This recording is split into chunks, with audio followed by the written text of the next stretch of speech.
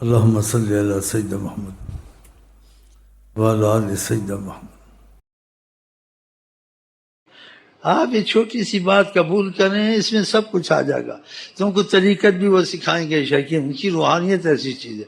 اب تمہیں کتابیں پڑھنے کی ضرورت نہیں ہے، تھوڑا بہت مسائل سیکھ لو، نماز کیسے پڑھتے ہیں اور نماز ٹوٹتی کس چیز سے ہے، جنابت ہے تھوڑا سیکھ لو کہ جنابت ہو تو غسل کیسے کرنا ہے، ہر اعضاء میں پانی جانا چاہیے، اگر احتلام ہو گیا تو اس کا پیشاب ضرور تھوڑا نکلنا چاہیے، نالی صاف ہو پھر تم غسل کرو۔ ایسی چیزیں بہت ضروری ہیں۔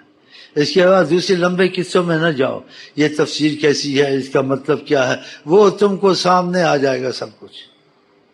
ہمیں بعض مشائخ پہ کرم تھا، کتابیں میں کچھ مسئلہ کیسے کچھ دیکھ لوں کیا، آقا کی زیارت ہوئی کہتے، کہا مت الجھن میں پڑھو، جب ہماری طرف ہو خود سمجھ میں آ جائے گا، ہر چیز وقت سے آہستہ آہستہ آئے گی۔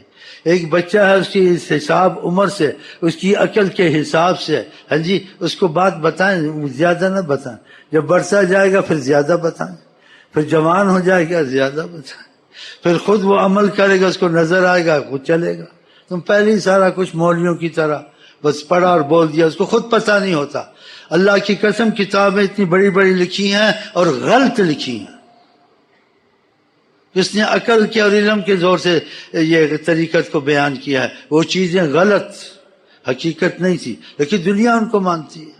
کتابیں جو لکھ دی، ہزار لکھ دی، اور طریقت میں اتنی لکھ دی، اس کے بڑے بڑے نام، لیکن اس کو کوئی کیفیت ہوئی؟ ایسی باتیں نہیں ہیں۔ تو اصل بات تو نہیں ہے، تو وہ معافی میں، لیکن اس نے اندازے کی ہے، یہ اندازے کی باتیں نہیں ہیں، یہ آمنے سامنے کی بات ہے۔ آمنا سامنا ہو گیا تم محفوظ ہو، دین میں بھی، دنیا میں بھی، علم میں بھی، ہر چیز میں۔ پھر تمہارا آمنا سامنا کن کے ساتھ؟